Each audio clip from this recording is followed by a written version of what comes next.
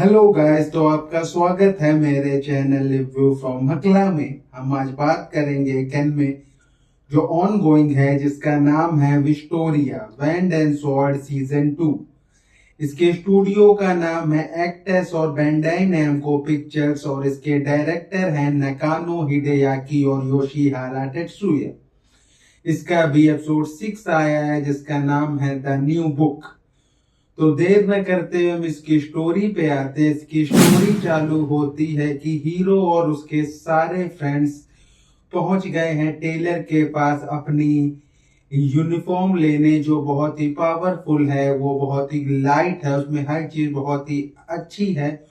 वहां हीरो नहीं है क्योंकि वो पहले ही अपनी यूनिफॉर्म लेके वहां से स्पीड में भाग गया था क्योंकि उसे अपनी स्वॉर्ड लेनी थी और वो स्वॉर्ड लेने डॉस के पास पहुंचा है और उसकी स्वॉर्ड को इस बार उन लोगों ने अपडेट मार दिया है जिससे वो काफी खुश है। यहाँ जूलियस थोड़ा सैड है क्योंकि जहां पर बाकी सारे लोगों को किसी न किसी फैक्शन का इनविटेशन आया है, जूलियस को नहीं आता। फिर उन लोग हाई टावर की ओर पहुंचते हैं जहां पे पहले उन लोग देखते हैं कलरलेस सिटी जो उन्हें काफी अच्छी लगती है। फिर उन लोग सारे मागिया वेंडर से मिलने जाते हैं और बहुत से उसमें ऐसे लोग होते हैं जिनको कोई ना कोई फैक्शन अपने साथ रख लेता है और वहां पे 4-5 लोग ऐसे भी होते हैं जिन्हें कोई फैक्शन नहीं लेता, जिसमें से एक है जूलियस और हमारा हीरो विल। और शो होता है कि दूसरी मेन कैरेक्टर विल की फ्रेंड एल्फी उसे अपने फैक्शन में ज्वाइन कराना चाहती थी, लेकिन उसे हाई टावर के अपर इंस्टीट्यूट से ऑर्डर मिले थे कि वो विल को अपने फैक्शन में ज्वाइन नहीं कर सकती, विल को अपनी वर्थ साबित करनी होगी। फिर फाइट चालू होती है जहां पे जूलियस के साथ साथ विल भी अपनी पूरी स्किल शो करता है, जिसे देख के काफी शॉक होते हैं लोग और एपिसोड यही खत्म हो जाता है। तो हम बात करते हैं इसके रिव्यू की। ये जो एपिसोड 6 आया है इसे कहते हैं सही टाइम पे कहानी चेंज होना। बहुत ही इंटरेस्टिंग एपिसोड है। फाइट सीन से ब्लास्ट में है, लेकिन उसके बाद भी जो कहानियां, बातें, जो लॉजिक शो होता है वो आपको कहीं बोर नहीं होने देता और ऐसा लगता है एनिमेशन और अच्छा होता जा रहा है, या फिर मुझे ही फील हो रहा है। लेकिन इसमें फाइटिंग स्टाइल, फाइटिंग क्वालिटी भी अच्छी हुई है और एनिमेशन भी अच्छा हुआ क्योंकि जब उन लोग दूसरी यूनिफॉर्म पहनते हैं वो इतनी साफ दिखाई देती है, ऐसा लगता है उन्होंने इसके एनिमेशन पे बहुत ध्यान दिया है।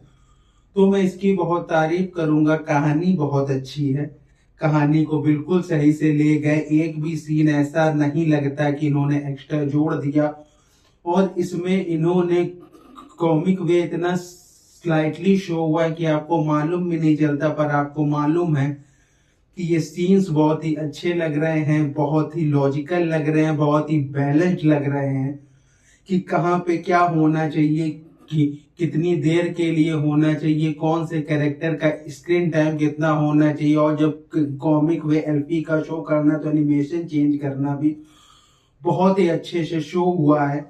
और इसमें जो इसके डायरेक्टर है उन्होंने काफी ध्यान दिया है कि हम हमेशा कहानी से एक बॉन्डिंग रखें, हमें कहीं अजीब फील ना हो कि कहानी को खींच रहे हैं या फिर फालतू में कहानी में ये सीन या ये लाइनें डाल दी। इसमें अब देखना इंटरेस्टिंग होगा कि हीरो ने अब जब अपनी पावर सबको शो कर दी है और जितने भी फैक्शन है उन्होंने एक तरह से मान लिया है कि ये पावरफुल है, तो वो कौन से फैक्शन में जाता है।